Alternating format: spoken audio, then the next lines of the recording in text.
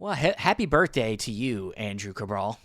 Thank you very much, Stephen Billings. Oh, thanks for saying both my names too. I thought, have that sequential stuff going Yeah. on. But yeah, recently it was my birthday on June 17th, and I turned the big old age of 34. I don't Damn. really feel like 34, but You feel older, right?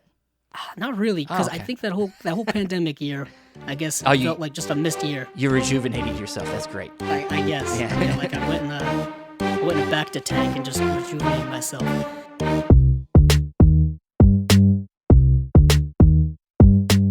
We are back on another episode of Chasing Labels, and Stephen, correct me if I'm wrong, is this Chasing Labels number 9? Spy number 9, man. You got it. Yeah, we are the last of the single digits. And once again, we are your hosts. I am Andrew Cabral with my friend in filmdom and movie life, Stephen Billings. How you doing, man? Doing well. Glad to be back. Yeah, these episodes are coming out fast and furious. Yeah, We like to keep them. Yeah, we don't. This was supposed to be like a bi-weekly thing, but I think we're starting to grow more into a weekly thing because these releases are coming out so fast, and we don't like to let the hype, get low before we put out an episode. So, yeah, we got Very a lot of exciting releases on this episode, don't we? We do, and yeah, we kind of just go with we go where the market tells us to go, basically, at this point. Yeah. We don't want to get overswamped and have episodes that are going to be 2.5 hours long. So we gotta kind of trim it down by doing, Try to not bi-weekly, but weekly, basically. Yeah, basically weekly now. So with that said, I guess let's not waste any time. We got a few. Yeah, let's dive right in. Got a few news tidbits at the beginning, and one of them being kind of a sad one. I think this one all kind of brought everybody down. Some people don't care, but we care because we love Indicator. And Indicator Powerhouse had an unfortunate news report for everybody this past week. Unfortunately, their soon to be released, now not being released, film Ishtar from director Elaine May got canceled. And this is and this is the official release they put out. We're saddened to report that due to legal complications, Powerhouse Films will no longer be publishing Elaine May's Ishtar on Blu-ray. This is obviously a hugely disappointing news for many reasons, not least because work had been completed. We can only apologize to those who have pre-ordered this title, and we're looking forward to receiving our lovely in-depth limited edition of this great film, which would have been its first collector's edition in any format. And from there, they just talk about how people will be reimbursed and how anybody, if you bought it in a bundle, you will still get the discounts on the rest of the bundle. So next month when that bundle comes out, you'll get the other 3 releases at the discounted prices if you got the bundle still. But this is an unfortunate thing. I was looking forward to checking this out. I hadn't even seen it yet, and I was waiting for this disc to watch it for the first time. But I know you had seen it before, we talked about it when it was first announced. And you seemed to be very excited, too, to check out the features and things. I was very excited. There is a Blu-ray release here that's a few years old, but obviously I was excited for, new special features, as always Indicator does, as well as perhaps a new transfer, and just because Elaine May in general doesn't have a lot of movies to her directorial filmography, so this would have been one of them to add to the collection. And I hinted at and talked about briefly about all of the production problems that happened with this movie with between her and Warren Beatty, as well as Dustin Hoffman. So who knows what all that legal entanglement, played a part in all of this. Perhaps it did. I don't know. Yeah. But maybe they'll get it, sorted out eventually. We may get it again down the line. But yeah, so it's pretty much canceled for now. Yeah, I mean, there has been no rumor of if it can ever get worked out, but maybe it's something that they maybe can still work on, and it's a matter of just time, and that now they have to cancel it. And maybe since work has been completed, they can keep that stuff in stock, and then when it can come back out, it can be seamless. Yeah, that kind of sucked for them. They probably, used money and resources to work on it as much as they did, and then now nothing. It's rough. Yeah, that's rough. But stuff like that happens, man. It happens all the time. Releases get stalled. It just sucks that they had to waste resources on things like that, and then nothing came from it. So, but keep on supporting Indicator. They're a great company. They put out quality product, and let's just hope stuff like that doesn't happen again. The next thing we got here, a little news, kind of a teaser from Arrow Video. Not much to this teaser in the sense of what we're going to actually get, other than that it is apparently from the Shaw Brothers, which, if you don't know anything about the Shaw Brothers, they are a Hong Kong film production company. I think they actually have been transitioned into a whole other studio. I think they lasted, if I read correctly, 2011 was when they technically, Shaw Brothers was closed down. They had been running since 1925. So this is a Chinese studio that has put out, tons of popular martial arts films, kung fu films, and things of that sort. And there was a teaser on Arrow Video's page that July 9th we're going to get something Shaw Brothers. So right now we don't know what it is. Maybe it's a Shaw Brothers box set. Maybe it's like some of their popular titles. What do you think? I mean, yeah, it's kind of a big thing if you're going to announce some type of trailer for something, because they typically don't do that with many of their releases. So this has to be a big deal. My guesses would be a box set.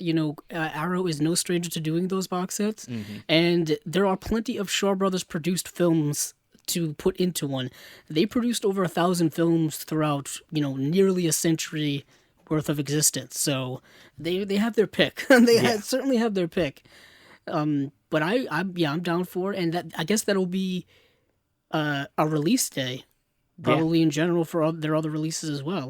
Possibly. I mean, usually I think Arrow usually drops their release slate near the end of the month, the last week or so.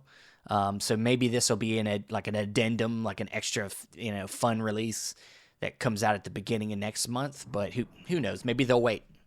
But it could be a very interesting, if it's a box set. They did films like King Boxer, or you got like Five Deadly Venoms. You got 36 Chambers of Shaolin is another popular one. The One-Armed Swordsman.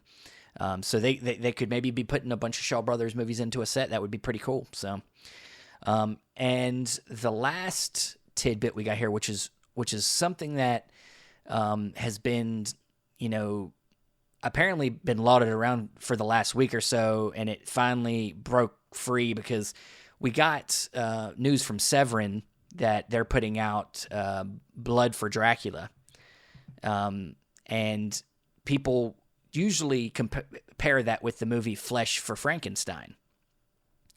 And so Severin announced that, and people were like, well, so are they going to put out Flesh for Frankenstein instead? Apparently they're not. They were like, look, we don't have the rights to that. We can't put that out, but another American company will. So then that got thrown out there, and I guess people have been hounding all these companies to figure out who's putting it out.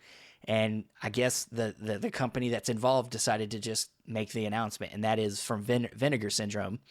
They are going to be putting out a new edition, a 4K edition of Paul Morrissey, his Andy Warhol presented Flesh for Frankenstein, which is a crazy movie. Have you seen this movie?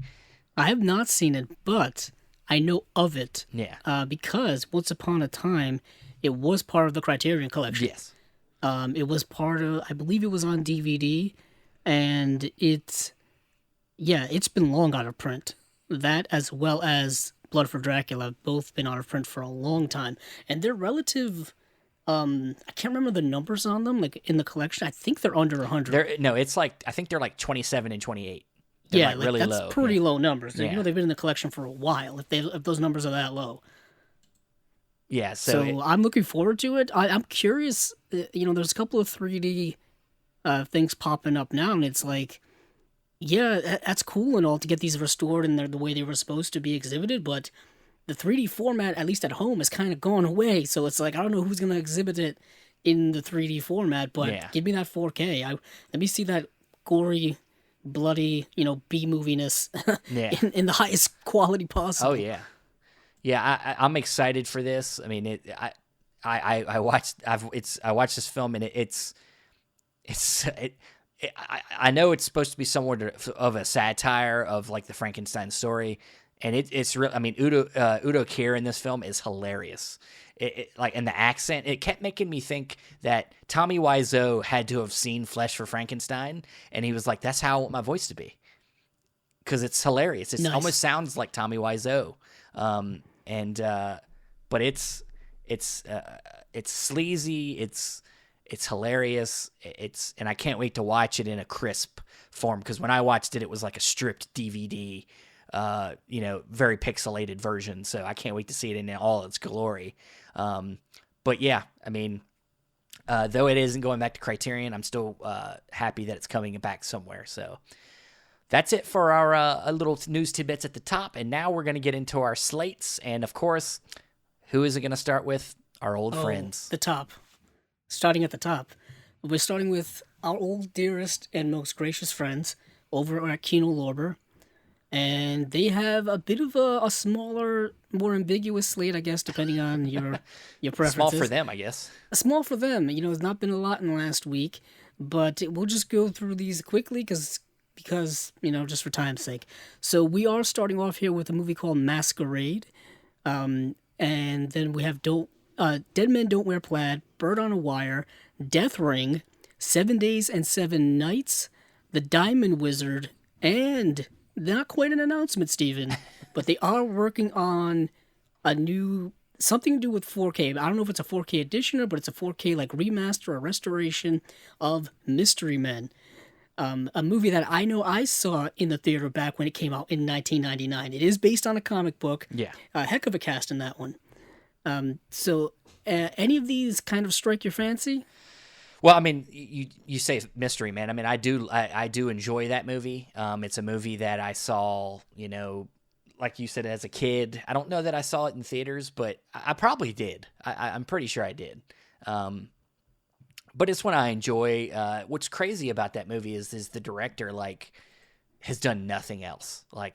The guy's name is Kinka Usher. Usher, yes. And the dude's literally done nothing else. Kind of crazy. He's done some video shorts. I think he's involved in commercial work. Okay, so makes sense. But apparently he hated his experience making this movie and just was, I guess, decided to never work in movies again. I can't get over how crazy this cast is. I know it's 99. Yeah. But you have Ben Stiller, Hank Azaria, Claire Forlani, Janine Garofalo, Eddie Izzard, Greg Kinnear, William H. Macy, Kel Mitchell, if that's a blast from the past. Yeah. Lena Olin, Paul Rubens, Pee Wee Herman himself, Jeffrey Rush, who I believe is an Oscar winner, Wes Studi, Tom Waits, Artie Lang. It's amazing. Man, this is a crazy cast. But I'm excited for this because I have not gotten the Blu-ray release, which came out years ago. I think it came out in 2012 or sometime in the early 2010s, but through Universal. And anything put out by Universal early on needs to be re-released in general. So let's just say that. I'm glad this is getting released. It's a bit of a cult hit.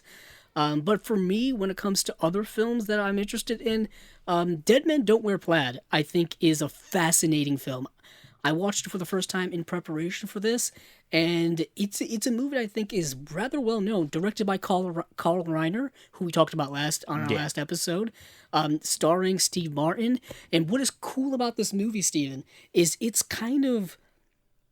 a bit of a spoof on film noir, obviously. Dead Men Don't Wear Plaid. If you just see the cover, you'll get it. Yeah. But what they do, which is so... I've never seen this before, they cut other clips of other all-time famous actors and actresses in film noir movies into the film to be part of the plot of the movie. He'll walk into a nightclub and you'll see Ava Gardner in a movie that she was in back in the 40s or whatever. Yeah. And he'll be talking to her and she'll talk back, but obviously they're not not in the same room. It was just a reverse shot using the clips from the old movie. And they do that throughout the film to construct this plot. It's rather fascinating. Yeah, I mean, rather bold. Yeah, I'm looking at part of me is like, well, that's kind of... It works though. I'm a fan of. Let's list of these classic actors. You got Barbara Stanwyck, you got Ray Milland, you got Eva Gardner, you got Burt Lancaster, Humphrey Bogart, Cary Grant, Ingrid Bergman, Veronica Lake, Betty Davis, Lana Turner, Edward. I mean, I'm sure that list goes on. Yeah, Vincent Price. Yeah. I mean, Fred McMurray, Burt Lang, like you said, Charles Lawton in there. I mean, it's Just James imagine if Cagney. you could It's get them actually bonkers. in one movie together. That would Yeah, have been by epic. that point, most of these actors had either passed on or obviously were long retired. Yeah. So they just decided to kind of utilize those clips. I don't know rights-wise how they work that out because it's a bunch of different movies. I mean, is maybe the footage is all from the same studio, but possibly. I would have to go and do that deeper research Yeah. to check, but it is all from that film noir era of the 40s and 50s. Yeah. And they're all like, and what is really cool for us, being such big film noir fans, is you get all the references. Like, you're like, oh, that scene's from that movie, or that scene's from that movie. And that's kind of the fun part of it. If you're not, I guess, in on it, maybe it won't be as, enjoyable for you. Yeah. But I dug it. Cool. I kind of wish there'd be more special features when it comes to this release, but at least we're getting it on Blu-ray, because I think I watched like a standard def stream of it and it didn't look so great. Yeah. You could tell the difference between the newer footage with Steve Martin and the stock archive footage with the other actors and actresses. Yeah. But for anyone else interested in some of these releases, Masquerade is something that is just like a kind of late 80s, like kind of romantic thriller. Think of like, what's that movie that I always forget with Michael Douglas in it? Fatal Attraction. Fatal Attraction, like kind of that late 80s type stuff, you know, a little overly dramatic. Mel Gibson and Goldie Hawn on Bird on a Wire is fascinating as well. Well, think of like 1990. This is thriller, This is prime Lethal Weapon time for Mel Gibson. Yeah, he's got that long hair that's kind of a mullet, I guess. Maybe not. Yeah, it is. Yeah, I would say it's a mullet. It's. What is odd though is when I was watching it, I was like, this feels like Kurt Russell should have been in the role for Mel Gibson. Like it felt like it was written for Kurt Russell. It wouldn't surprise me. This was right around the time Overboard did come out, right? Yeah, Overboard was a couple of years earlier, so they were well together. It felt like that, but it was a older Mel Gibson performance that I had never seen before. It's one I've heard of. I'd never seen either. So I'd like to watch this just because I'm sure I will enjoy it to an extent. But I don't know how good it is, but. I did look into some of these other ones. Like the Diamond Wizard looks interesting because it's like, we talked about last time when we talked about indicator releases. This movie's also about like a team up between Scotland Yard's an inspector and an American Treasury agent in this one. So it's kind of got that same kind of thing. It could be part of the indicator releases if it wanted to be. And also Dennis O'Keefe has been in a lot of the recent indicator releases too. So yes, he has. It's coming out through Kino, but it might come out through indicator here soon. I wouldn't be surprised. Yeah. What's cool about this release too is it is including a 3D version of the film, I believe. Okay. And it's a restoration through 3D Film Archive from 2K scans of the left and right eye interpositives. Huh. That's kind of the way 3D was done back then. Yeah. Because this movie is from 1954. Back in the 50s, 3D film was all on the rise. Basically, you had movies like Dial M for Murder was in 3D. House of Wax with Vincent Price was in 3D, and they would really do stuff to accentuate the 3D. Like they would throw stuff at the screen to make it look like it would pop out. At They you. still do that shit now. When 3D had do. its resurgence, man. In the late 2000s, Yeah, or the 2010s, dude. There was like movies, and you're like, man, they're just doing this shit just to throw it at to make 3D happen. Like it's like, oh, of course, not subtle at all. But yeah, this is, and apparently it's the world premiere in 3D for this release. So I'm interested in that. Another one before we move on, I just because of the cast in general, is 7 Days and 7 Nights. It's John Paul Belmondo and Jean Moreau, two just classic great French New Wave actors and actresses. Or they No, I think they're both French. Yeah. I don't know why I thought it was Italian. I was thinking of somebody else. Like Jean Morneau did movies like Elevator to the Gallows, and yes, and she was in Jules and Jim. Yeah, she was even in The Train, which I think that's the Burt Lancaster. Yeah, that's the movie. Yeah. She's a great actress, and Jean Paul Belmondo was in like Le Deleuze, Le Magnifique. He was in a bunch of that Breathless. stuff. But this is, I believe, yes, he was. Yeah. This is directed by, is it directed by Marguerite Duras? Peter Brook is the, Okay, then why does it say, I got you. Yeah. Okay. Peter Brook directed 7 Days and 7 Nights. I don't know why I was looking at Marguerite Duras. Because the press release says, from the mesmerizing drama from the brilliant mind of Marguerite Duras, whose credits include Hiroshima Mon Amour, which I guess that's the writer. for me triggered, the Criterion release of Hiroshima Mon Amour. Yeah. So, But yeah, the director had done other films like Lord of the Flies and King Lear from 1970. Yeah, Lord of the Flies is another Criterion release. Yeah. So it's that might be a standout release from Kino. That's a Kino, I think a Kino Lorber proper release. Now I don't think that's a classics release, but Okay, yeah, Marguerite Duras was the writer on Hiroshima Mon Amour. Okay. That's why. Yes. Okay. Cool. Very nice. So that is our good friends at Kino for the most part, and then we'll move on to Warner Archive. Warner Archive. I want to say something a little quippy there, but I guess we'll just go with Warner Archive. The ever fading Warner Archive, in my opinion. They're still not releasing anything on that Facebook page. They're just like, here, Blu-ray.com, or somebody figure it out, and then it gets released on Blu-ray.com, and that's the only. They're not putting. There's no marketing. There's no social media presence. They just kind of like release it out into the wind, and people just pick up on it. I guess it's kind of like curling when they release that giant thing. They just slowly let it go. Yeah. Yeah. They just release the doves like at weddings and at stuff. This point, I guess I don't really big care world. as long as they're putting out stuff. As long as the stuff keeps coming out for the meantime. But we do have a slate of movies here. First one is Objective Burma. I Wouldn't Be in Your Shoes. Take Me Out to the Ball Game. And Step by Step. There are 2 other TV-related stuff, but we won't get into that. But yeah, that's a small slate of movies for July. This is their July release. For me, Steven, when it comes to things here, I have seen Objective Burma. Okay. I'm saying that specifically in an accented way because I'm trying to imitate Michael Caine from The Dark Knight. Not going so well. You didn't pick up on it. I'm sorry. You said Michael Keaton from The Dark Knight? Michael Caine. Oh, Michael Caine. Remember when he's got that speech where he's like, remember me and my buddies were in Burma? And there was just a madman just like throwing away the jewels that people used to bribe him? Michael Caine is a man who was stealing diamonds or something like that. I don't know. Yeah. And we saw a kid with a ruby the size of tangerine. Yes. Amazing movie.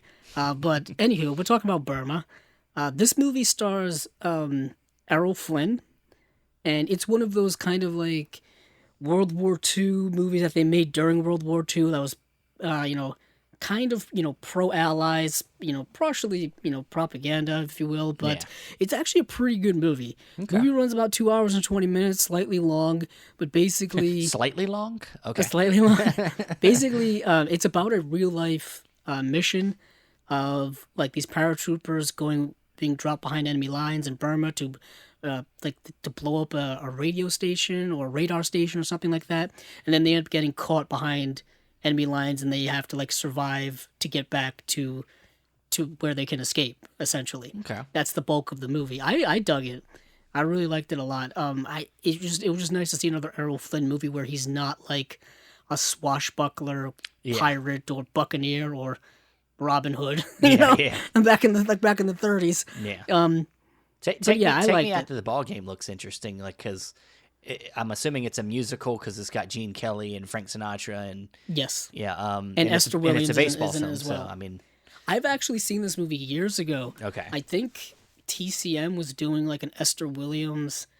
It may have been a Summer Under the Stars thing, where they did a whole day of Esther Williams, and I think that was one of the movies that I watched. And it was good, really good. I really liked it. I'm glad that they're starting to put out a lot of her films on Blu-ray because there's been DVD collections of them for years, but I'm like, as soon as I buy this DVD collection, I know these Blu-rays are going to start trickling out. Yeah. It's happening right now with the Cary Grant collection I bought a few years ago on DVD. Now the Blu-rays are starting to come out. Yeah. Esther Williams is a great actress. She was in a lot of these kind of musical type pictures back in the day. She's already had a couple of movies that have come out on Blu-ray. Like Million Dollar Mermaid just got a Warner Archive release. Okay. The Tender Trap is just got a Warner Archive release. Yeah. Cool. So I dig it. Yeah, Take Me Out to the Ball Game as well. Step by Step looks interesting. Yeah, it does, and it does. It's only an hour and 2 minutes long. But the plot it sounds cool. I mean, it's Johnny, an ex-Marine, and Elephant, a chance acquaintance, find themselves caught up in a plot involving Nazi spies in California. And so being that it's only an hour and 2 minutes long tells me that it's going to be probably moving pretty good in the sense of its plot. So it might be an exciting little short movie. You know, there's movies like Detour that are very short, that are, film noirs that are really, really good. So, I mean, I don't know. This one might be something I might try to check out. And when it comes to special features, there's no real details on that. But by this point, I wouldn't hold out hope for anything spectacular. Yeah. If anything, you're lucky if we get the port over from the DVD editions of these movies. Because pretty much by this point, I think Warner Archive is kind of just like transporting movies that were on DVD over to Blu-ray. That seems to be the case with a lot of the recent releases that I've noticed. Yeah. But yeah, that seems to be Warner Archive. All right. Well, and we're moving on to Eureka. Steven, Eureka's your game. That's my game. So with Eureka, they just released their September releases, and we got two more. They got two releases for us. One of them is Duel to the Death, and the other is Johnny Guitar. With Duel to the Death, this is a movie that it says every 10 years a duel is held between the finest Japanese and Chinese martial artists to determine who's the best, determine whose swordsmanship is superior. So this is obviously going to be a really cool, sword fighting film. Apparently, and this is going to key into something later, the guy that directed this movie, let me try to say the name, of course, Ching Su Tung, is the man that would choreograph a lot of the action sequences in Yimou Yang's films, like Hero and House of Flying Daggers and Curse of the Golden Flower. Like, he did a lot of the choreography for the action sequences in his movies. We'll talk about Zhang's films later, but this guy directed Duel to the Death, and it looks cool, man. I mean, I haven't gotten a chance to watch it. I wanted to watch it before this episode, but it's on Amazon for free. So if you want to check this out before maybe deciding to buy it, it's on there. It's only like an hour and a half long. But when it comes to features and things like that, you got a limited edition O-card slipcase featuring new artwork by Darren Wheeling. It's limited to 2,000 copies. We have a 1080p presentation on Blu-ray from a new 2K restoration from the original film elements. We have an original Cantonese audio. We have an original English dub audio. We have an original. I'm saying original. It's optional. Optional English subtitles, newly revised for this release. We have a brand new feature-length audio commentary by Asian film expert Frank Zhang from the New York Asian Film Festival. We have a brand new interview with screenwriter Manfred Wong. We have archival interview with Norman Chu-si Kung, and we have archival interview with Flora Chung, and our alternative English credits. We have a limited edition booklet that's coming with it. And then it says all extras are subject to change. Have you heard of this film? I'm not. Anything? No. I have not at all. I'm super kind of excited about it. I love the artwork. The artwork's amazing, yeah. Artwork looks fantastic. Yeah, I love I love how different both of these releases are. They couldn't be more different of the two movies. Yeah, and I guess in a way, you could say that the samurai or the swordsman film of Asian culture is kind of like their Western. Very true. Yeah, that is their connection there. But just the idea that one is just like a martial arts film, a a Chinese film and the other one's an American Western. Yeah, You know what I yeah, mean? yeah. Like you couldn't get too far on the end of the spectrum in language and culture and Yeah. everything. But yeah, I really dig this release. Yeah, yeah. It's I'm more familiar with Johnny Guitar. yeah. Once you Well, get to that. well, we're gonna get to that next. And so Johnny Guitar is directed by the great Nicholas Ray. Nicholas Ray's done films like They Live by Night, Bigger Than Life. Didn't he do In a Lonely Place? Yes, he also did one of my favorite, Rebel Without a Cause. Oh, that's a great one. Great one. But Johnny Guitar stars Joan Crawford, and this is part of their Masters of Cinema series. This is their number 256, and this is going to be a limited edition box set. It's got it looks like a nice hard bound slipcase. It's limited to 3,000, and we've both seen this movie. Yes. It's basically kind of like a lot of this movie takes place in one location at this saloon in the middle of nowhere, basically. And you got Joan Crawford, who runs this saloon, and basically people start accusing her of like robbing this stagecoach, and she has to kind of defend herself. There's other characters that come into play, but it's a really cool movie. I really love this movie. It's honestly one of my favorite westerns that I've seen. What about you? Yeah, I really dig it a lot. It's apparently upon its release, it was not well received. I dig it. It also stars Sterling Hayden, who was in Doctor Strangelove and other movies. He's great. I think he plays actor. Johnny. He played a heavy. He plays Johnny Guitar. You know? Yeah. Yeah, he plays Johnny Guitar, the title character. Yeah. Ironically, I would say Joan Crawford gets the headline over him just because she's more well known, and she's on the poster. and she's great, and she plays she's very very strong woman character. Very different role for I think Joan Crawford, and maybe specifically at the time it came out. Yeah, maybe that's part of the reason why it wasn't received well at the time, because she was playing kind of like a guy role, you could say. Well, yeah. Typically westerns are a very masculine genre. Yeah. You know, obviously cowboys, if you will, but it's famously all of the main Western actors were like, John Wayne and et cetera, all those type of really masculine Gregory Peck men. or some, Gregory Peck and people like that.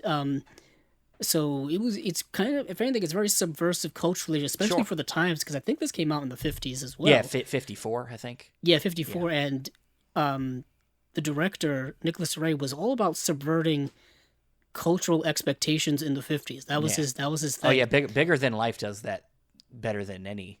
Yeah. Yeah. Like I said, I've praised Rebel Without a Cause a million times, but this movie specifically has come out twice here in Region A land in the States. Okay. Both put out by Olive Films. Yeah, that's their name. Yeah.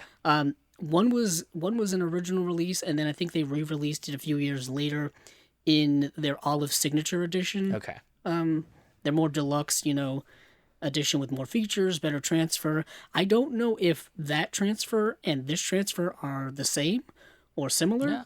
And I don't know if this is a brand new one, because as you were reading off here and just looking, it doesn't say if it's new. It just says... Yeah, it just says... I can go through it real quick. Yeah, I was gonna setup. It says, great setup. It has a 1080p. It doesn't say new, as you said. It doesn't say new. It says 1080p presentation on Blu-ray from a 4K 4K restoration of the original film elements, framed in the film's original intended aspect ratio of 1:661. We have a brand new commentary by critic Groff Andrew and author of the films of Nicholas Ray, the poet of Nightfall, newly recorded for this release. We got a brand new video piece by Tony Raines. We have a brand new video essay by David Cairns. Brand new interview with Susan Ray. Wonder if that's, I guess, a relation to Nicholas Ray, possibly. And a archival introduction to Johnny Guitar by Martin Scorsese. He's been showing up doing introductions everywhere, hasn't he? They've been using his introductions. Did it say if it's new or not? Because he's been doing that stuff for forever. I was going to say, it says archival. It could just be an archive. You know what it is? That says archival introduction. They've been using his introductions to movies everywhere, because Indicator releases have been doing that too. Might as well. Yeah, well, I saw a montage of him the other day where it was just a montage of him on different shows, just like listing off movies that he loves, and he's just like repeating like the same movies over and over again. Or like it's like Rocco and his brothers, and saying like all kind of stuff. And it was a great montage I found on Twitter. But yeah, there's a trailer, and then there's a 60 limited edition 60-page collector's book. Featuring new essays of the making of Johnny Guitar and on female gunslingers in the Western genre, both by Western expert Howard Hughes, an essay by Jonathan Rosenbaum, and archival writings from... and ephemera. Okay, thanks for saying that. 3,000 copy limited, as we said before. So that's a hefty word, ephemera. Why would they put that in here? They know I got to read this. But yeah, that's a cool. That's got some cool essays. It looks like, and I'm interested to read the on female gunslingers in the Western genre area. I don't own this movie yet, and this may be it right here. This may be the one to get. And of course, looking at the Olive Film edition, signature edition, looks like all of the features are completely different except for the Martin Scorsese introduction. Okay. Of course it is. Okay. That's pretty much. Take your pick then. Take your pick then. But I will say that the packaging for the Eureka is probably better. You know what? It's a little more plain. It's a little more plain than, but obviously it's gonna have it's a hard casing. I'll take some plain art. I'll take the hardbound over some plain artwork. Yeah. I forgot about that whole. That's a whole. That changes the game. Yeah, it does. Changes the game. I'll take that sturdiness and for longer lasting, than some kind of like thin cardboard thing. But that's just me. You guys pick what you want. If you're only in Region A land, if you don't have a Region 3 player, then that's going to be your choice. Yeah, and if I was our listeners at home. Or wherever you're listening to this, I would hop on these Olive releases sooner rather than later. Yeah. Because I think Olive is going away relatively soon. That's just my opinion. Because a lot of these releases are starting to get more expensive, so that leads me to believe they're becoming, slimmer and slimmer to get, the quantity of them. Yeah. Okay. That's just my inkling. I have nothing to go on that. He has no inside whatsoever. info. He's just making a judgment call on his own behalf. Yes. Steven doesn't even back me up on this. I can't. I don't know what he's talking about. He's just going off his own judgment call, which is fine. Everybody should have their own opinion and be able to say it. All right. So that's it for Eureka, and now we're moving into the big guns for this episode. It looks like here we got our September releases from Criterion. And we did already get, and we talked about it last episode, the Melvin Van Peebles set that's going to come out at the end of September. But now we have our full slate of September releases. And Andrew, tell us what we got. Yes, we do. Like I said last week, we got one piece of the puzzle, and now we got all of the pieces of the puzzle for the September releases from Criterion. And of course, they did it they announced it like 2 days after our previous episode. Of course. Of course. But we do have a couple more releases here. Our first one up is Mona Lisa, which is a film that I've already seen. There's already an Arrow release of this on Blu-ray. For those of you who may already have it, this movie stars the late great Bob Hoskins in a fantastic role. Yeah. And yeah, I think it's a really great movie. It's really good. I still haven't watched it. I have the Arrow release of this, but it's something I'm going to watch soon. And I've heard his performance is very good. He got nominated for it. I believe so. Yeah. But these are director-approved special edition features. We are getting a 2K digital restoration supervised by director Neil Jordan and director of photography Roger Pratt, with uncompressed monaural soundtrack, audio commentary from 1997 featuring Jordan and actor Bob Hoskins. That's nice. New conversations with Jordan and actor Kathy Tyson, moderated by critic Ryan Gilby. Interviews from 2015 with screenwriter David Leland and producer Stephen Woolley. Interview with Jordan and Hoskins from 1986 Cannes Film Festival. And then English subtitles for the deaf and hard of hearing, plus an essay by Gilby. And there's the cover art. I was going to say, you got to bring up this cover art. Yeah, by Alice X. Zhang. Looks amazing. It's amazing artwork. That's a poster right there you want to hang up. That Criterion definitely needs to put this on their shop as a poster you can buy. because it's amazing looking. I mean, honestly, most of all these releases, other than the Melvin Van Peebles, which we kind of talked about last episode, where we thought that the Melvin Van Peebles artwork was maybe a little plain for our taste. It looks even more plain by comparison when you the look rest at all the other ones. Yes, that are coming out at the same time. Yeah.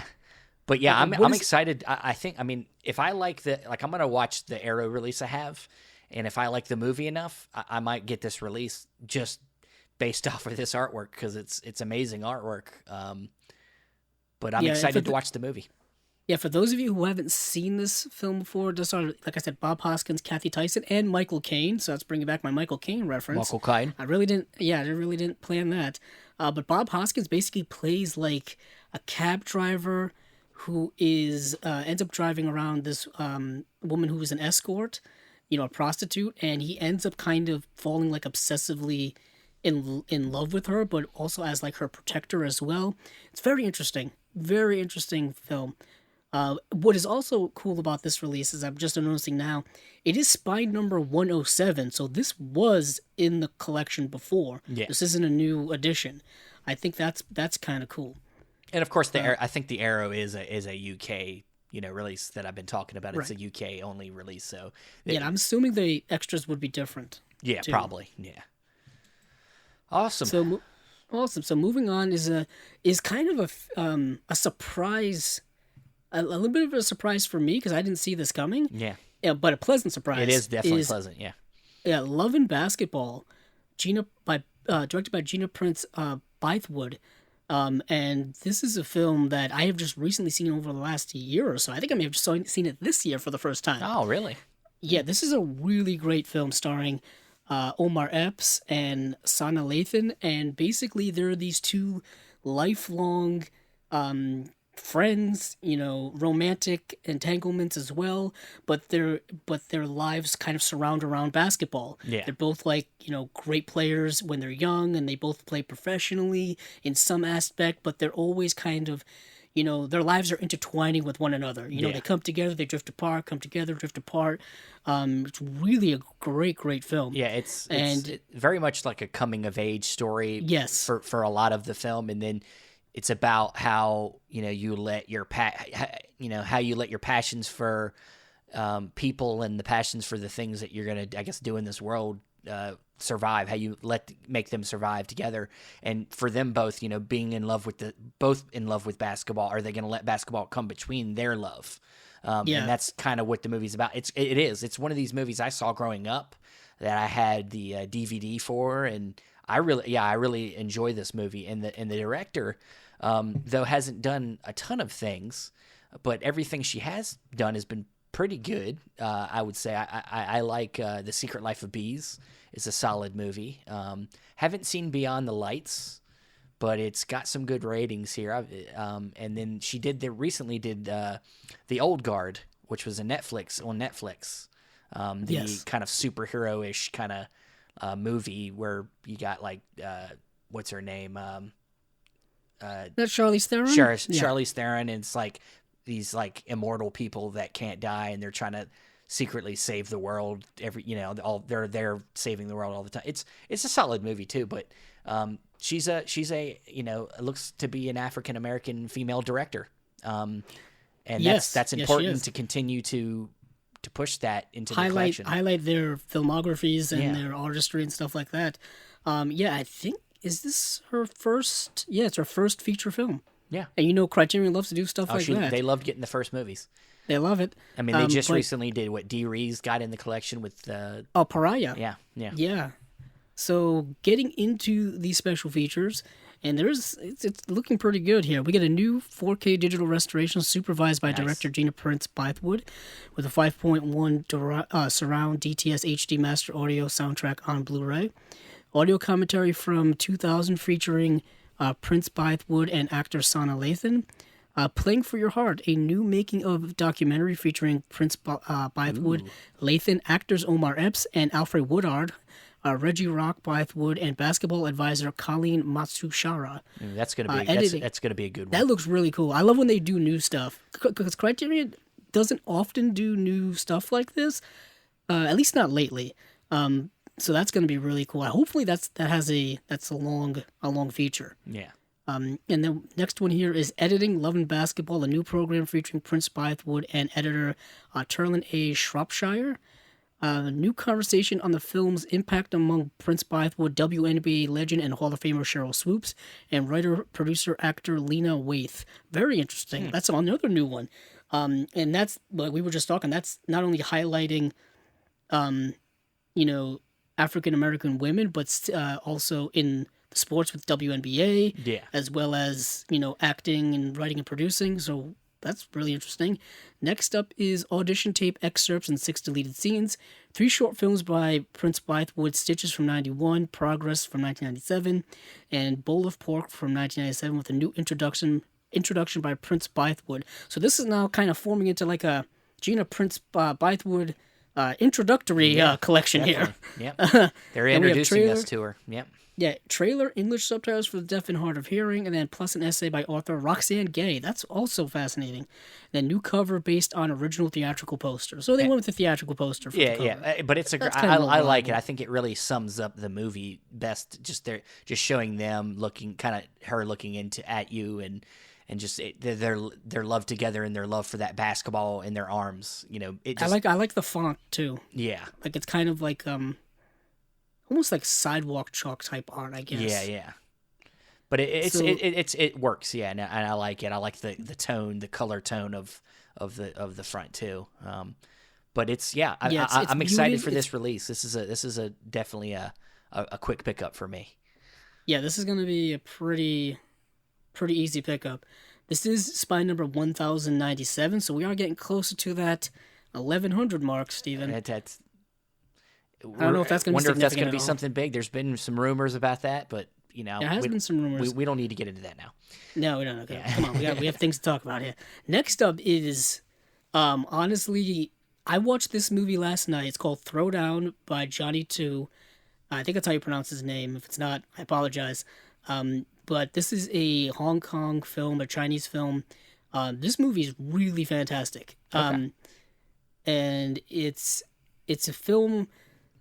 Man, it's really tough. It's one of those films that you almost have to have someone experience other than explain to them. But basically, these 3 characters, one used to be like a champion judo fighter, one is a champion judo fighter, and the other one is a woman who's just trying to like get any success as a singer in her life, and she is not having a lot of success in that, and they all got like issues and problems that they're trying to overcome, and they meet and they become friends and they kind of bond over these different things, and but the movie's not even about the plot. It's just the feel of this movie is just incredible. If you see the cover art of this box of this edition here, they utilize that color palette throughout this movie, and it looks stunningly gorgeous. It's that neon purple and red and orange and yellow, and just gorgeous aesthetic movie. And yeah, I love this movie. It's one of those movies, Steven, I don't know if this comes across this. If you're just like binge watching a bunch of movies and like they've been okay, average, maybe slightly above average, but then you see a fantastic movie and you're like, yeah, I gotta stop watching now because I don't think I want to see anything you want to end on a high quite note. better than this. Yeah. You want to end on the highest note possible. Yeah. You don't think you can get higher than this. That's this movie for me. Okay, awesome. That's a great recommendation. You talk about the color palette. It sounds like maybe like somebody like Nicholas Winding Refn maybe took some inspiration from maybe this movie. I think so as well. You think? Yeah. It's got that feeling to it.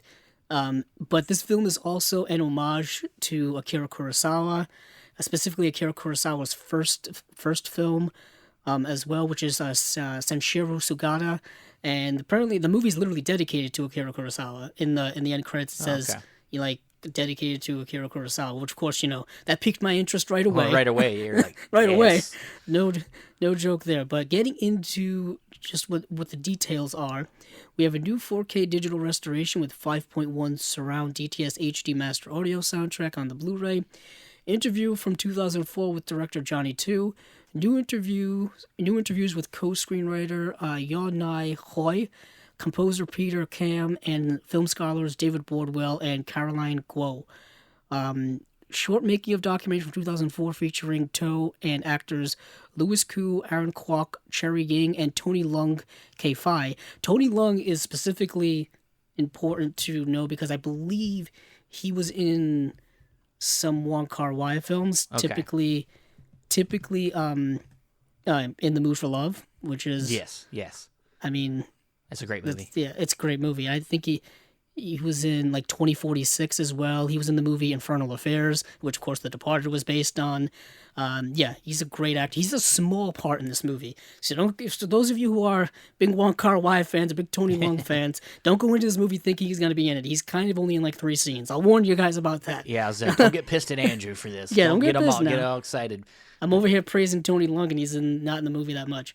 But the rest here is just a trailer, new English subtitle translation, plus an essay by film critic Sean Gilman, and a new cover art by Jeremy Anasio. Great cover art. Yeah. A little skimpy on the special features, but the movie itself is worth it for me. Awesome. Yeah, I'm gonna try. I might try. It's only available, I think, on a app through Amazon right now on streaming. I think it's called Haya. Yeah, more like Hiya. Yeah, I like that. And it's a martial arts, movie streaming service. Yeah. That's the kind of the only way to stream it. Okay. Which is kind of unfortunate because it's a great movie. I kind of want to see more of this director's filmography after watching this movie. Okay. Well, that's good. It's always good when, and Criterion does that really well with introducing new directors to people, and we're seeing that with a lot of these recent releases. So awesome. But we got one more. We got one more release. We do indeed. And we saved, I guess, I would say the biggest name for last. Yes. This is a Luchino Visconti film called The Damned. This is a film I haven't seen. I haven't seen a lot of Visconti. I'm kind of waiting to just kind of dive full head, fully in the deep end of Visconti. Yeah. I feel like he's one of those directors you can't just take, like one movie at a time. You got to go like this, like do like a marathon, just fully immerse yourself. That's what I did with Bergman. I just fully immersed myself in there. So I haven't seen this movie, but this cover art is just beyond gorgeous. I was telling Andrew, I was like, I want this as a tattoo. This would be an amazing tattoo, like on my back or something. I don't know. But for those of you who haven't, looked it up yet, it's somebody kissing a skull, which sounds a little weird, but man, it looks so gothic. Yeah, it looks so gothic. It looks so metal. Yeah, it does. It really does. And I've seen I've seen a few Visconti films. I think, most notably from the Criterion Collection, I've seen The Leopard, which is amazing. I had seen it was an Arrow release, Ludwig. Yes. Yeah, that's another one I've seen of his. But other than that, I haven't gotten too deep into him either. Our friend Jonathan Loppinger, which is his last name that I remembered now. Oh, nice. He's seen apparently almost all his shit. So, but shout out to him because I know he was excited about this release. Oh yeah, I mean, I'm glad. Yeah, there's probably a lot of Italian fans who are, or Italian film fans who are interested in this release. This is, I'm probably gonna add this to the collection. Probably, no doubt. I'm probably gonna do this. I'm probably gonna. I would love to see, more be added. So I have seen 2 Visconti movies. Okay. I've seen the movie called Senso. You know what? I have seen that too. Yeah. Yeah. I've seen what else? I've seen La Notte Bianche. Okay. Yes, I remember Senso being like a romance. Yes. Yeah. It was. I think I saw them because solid.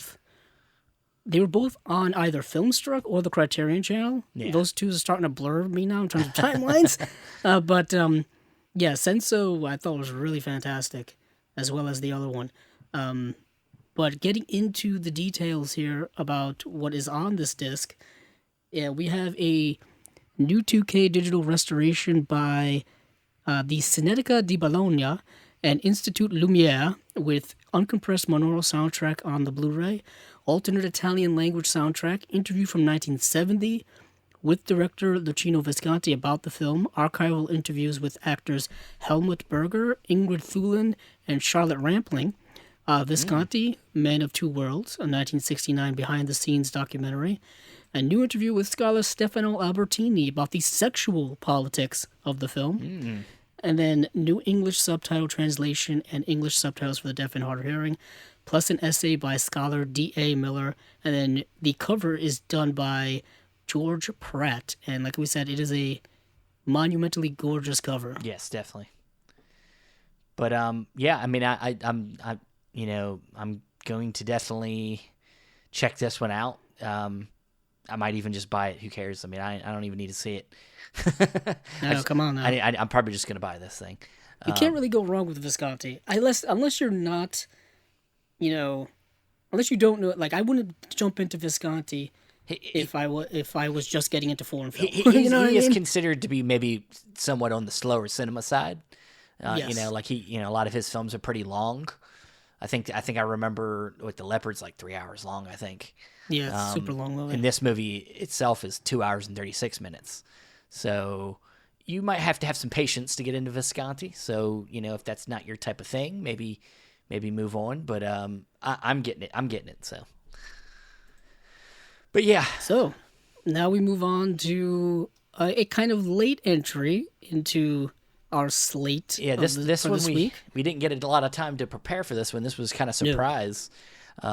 But Imprint, who is a relatively newer label, have been picking up a lot of steam lately. They've the last couple release slates they've had have been getting kind of bigger and more recognizable titles and putting out more things that haven't been released on Blu-ray at all.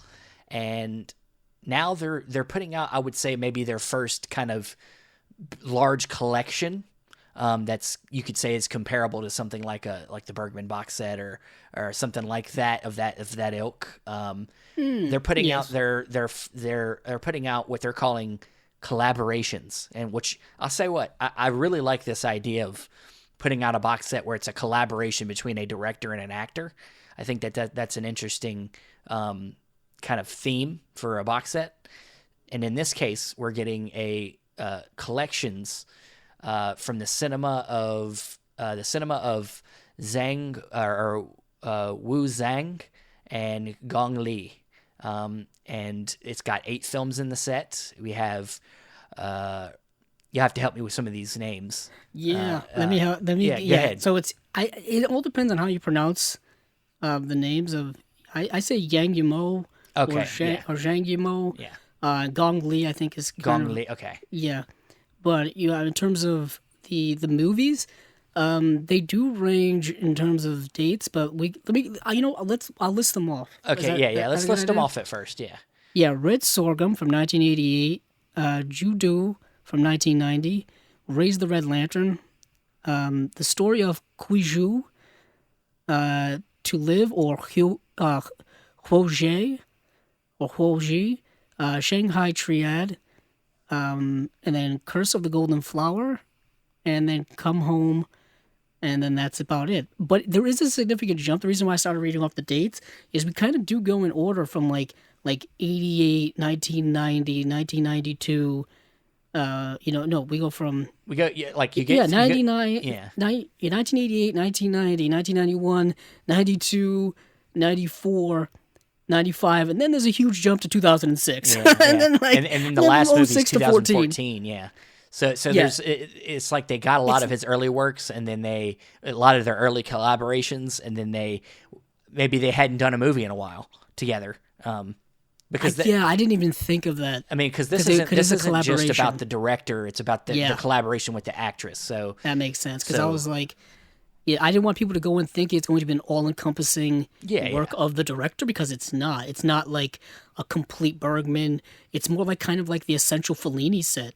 Sure. Like a direct comparison. I didn't want to make people think that it was like in the sense of like it's like what the box set covered when I compared it to the Bergman set, but more in the sense of I think of the largeness of the set. Like it's a big. Yeah, it does look pretty big. It's going to be a pretty big set in the sense of like its impact, I think, because it's I think this director is one of the, I think, auteur directors of in China, and in their partnership with his partnership with Gong Li apparently is pretty epic. And I've only seen one film in the set. I've seen some of Zhang Lu's, or how you say his name, Zhang, the director. Zhang Yimou?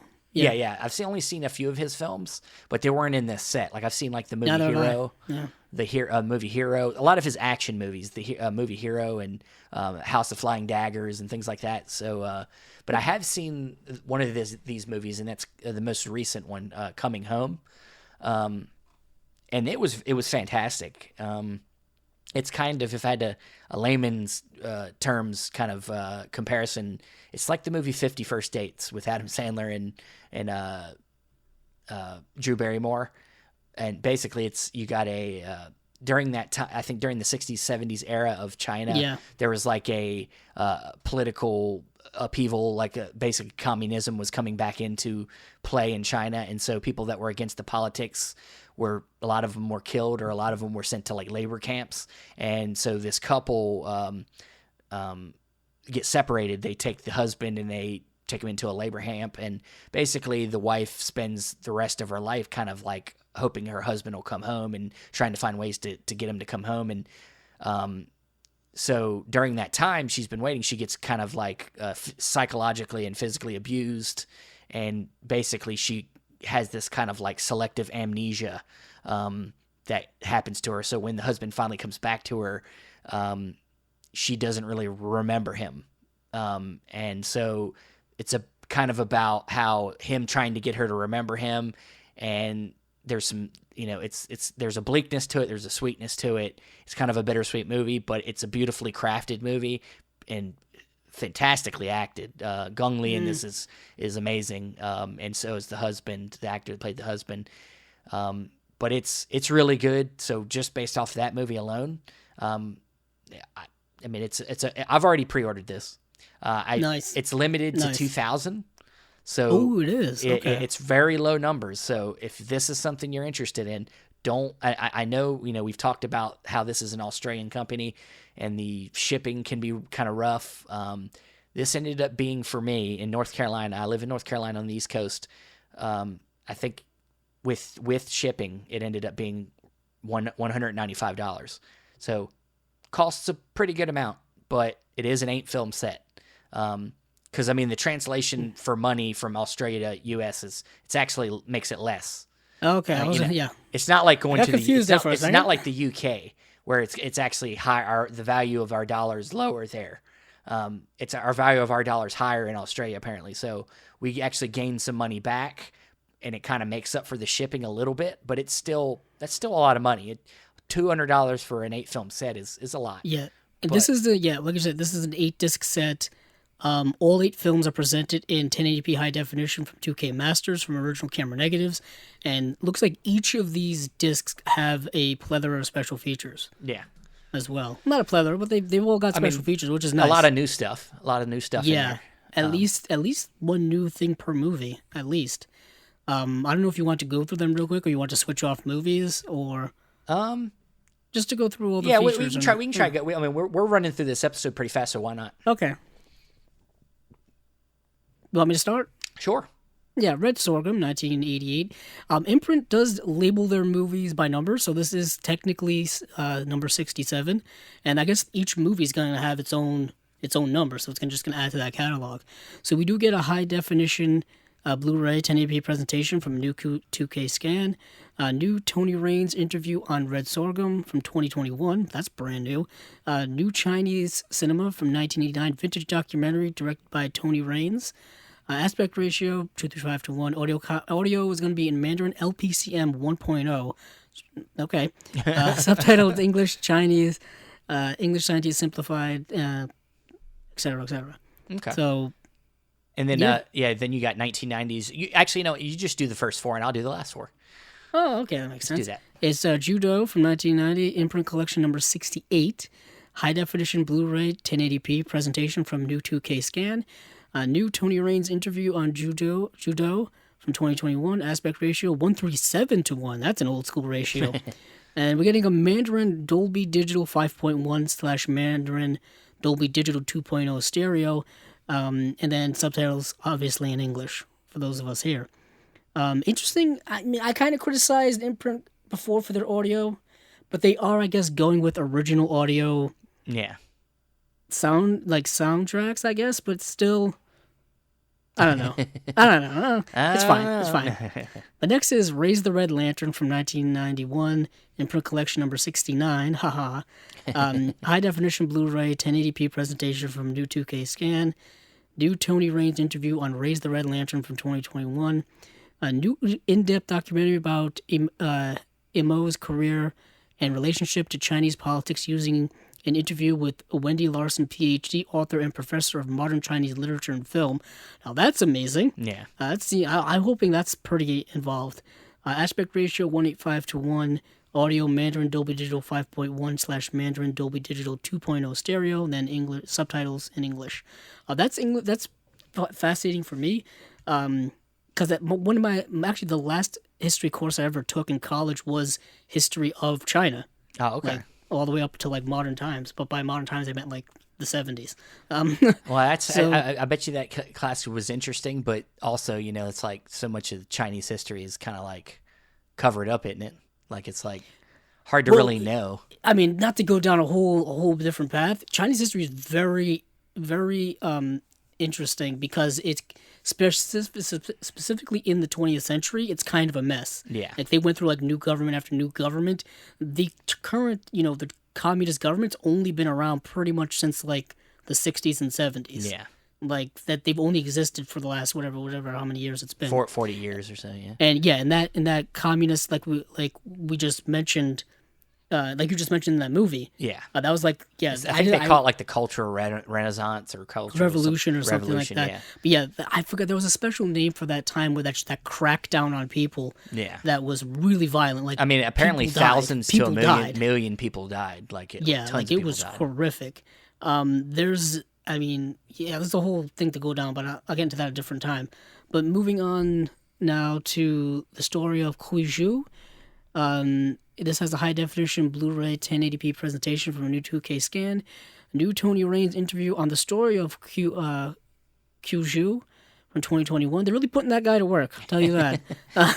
He must know a lot about this team up here. Aspect ratio 178:1. Audio is in Mandarin Dolby Digital 2.0 and then English subtitles. Awesome. I think is that the first four? That's four. I wasn't keeping track. Yeah. So then we got To Live from 1994, number 71. Yes. 71. It's got a high definition Blu-ray 1080p presentation from a new 2K scan. We got new Tony Raines that guy again. Tony Raines interview Hopefully they paid To him Live 2021. Interview with actress Gong Li. We got a aspect ratio 1.851, and we have audio commentary. Audio Mandarin Dolby Digital 2.0 stereo. With subtitles in English, so not much on that one. But then we go down to Shanghai Triad. It's got a high definition Blu-ray 1080p presentation from new 4K scan. We have a new Tony Raines interview on Shanghai Triad 2021. We have aspect ratio 1.851. Audio Mandarin Dolby Digital 2.0 stereo, and it's basically the same amount of special features on both of them discs. And then we go down to Curse for the Golden Flower from 2006. We have a high definition Blu-ray 1080p presentation. We have no new restoration no 2K restoration on that one. We have which is odd they don't say that, because at the beginning of the press release they say they all got new transfers. Maybe that's a typo. Possibly. No, they don't say it on the next one either, but keep going. Okay. So we got a new Tony Raines, of course we do, a new Tony Raines interview on Curse of the Golden Flowers from 2021. We got a new interview with music composer Shigeru that's a name. Umbashi. Oh, I'm proud of you. That was pretty close. That was maybe the best job I've ever done. And maybe the best. Yeah, 2021. We got a Los Angeles premiere footage. We have a Secret Within featurette. We have the Emperor featurette. We have the Empress featurette. We have B-roll. We have international trailer, teaser, TV spots, aspect ratio 2:351. We have audio Mandarin Dolby Digital 5.1, Mandarin Dolby Digital 2.0 stereo, English Dolby Digital 5.1, and we have subtitles in English. And lastly, the film I talked about, Coming Home from 2014, has a high-definition Blu-ray presentation. We have new Tony Raines, of course, interview of Coming Home 2021. We have audio commentary by director Zhang Yimou in Mandarin. We have Toronto Film Festival Q&A. We have an interview with Gong Li. We have a making of featurette. We have audio. We have the Mandarin DTS HD Master Your Favorite. Audio 5.1. English audio descriptive Dolby Digital 5.1. Subtitles in English and aspect ratio 2401. So, this is on pre-order. It comes out September 15th. It says special features and artwork is subject to change. I wonder if this is going to be like a side-loading case, or this is going to be like a lot of their box sets where they're like they load from the top. I forgot about that. Yeah, I hope it's a load from the top one.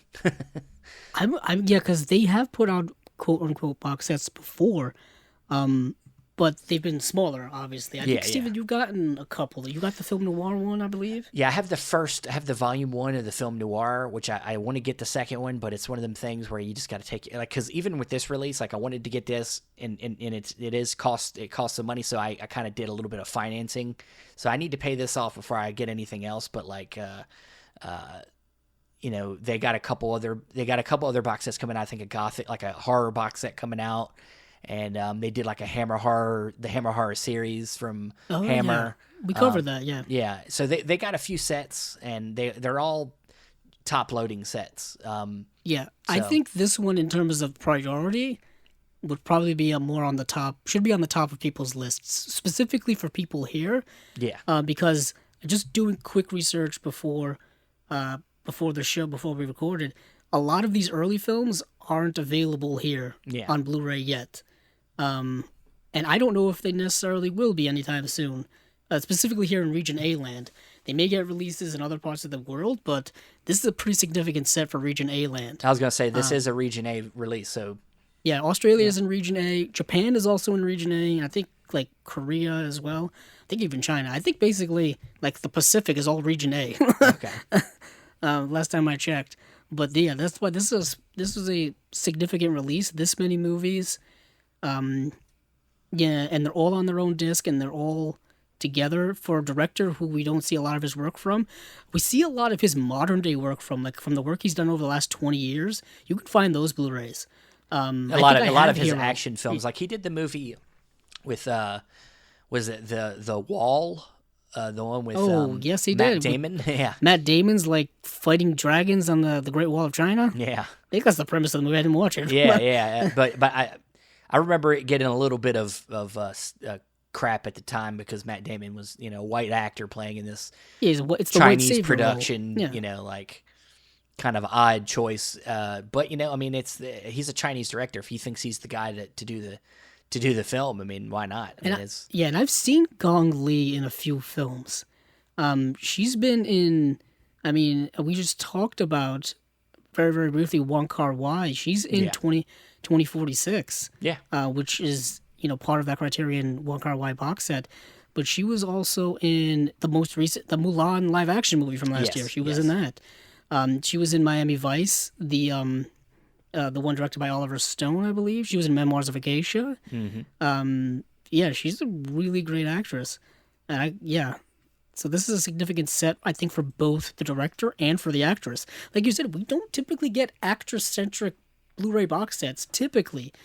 If we do get them... We get a lot of actor ones, like Kino's put out a lot of actor ones. But like I was just going to say, they're usually classic American actors or actresses. But I think that's the significance is that it's about a director and an actor's relationship through film history. Like I think that's a cool... I'm not saying it's the first time it's been done. I think there've probably been some other ones, maybe.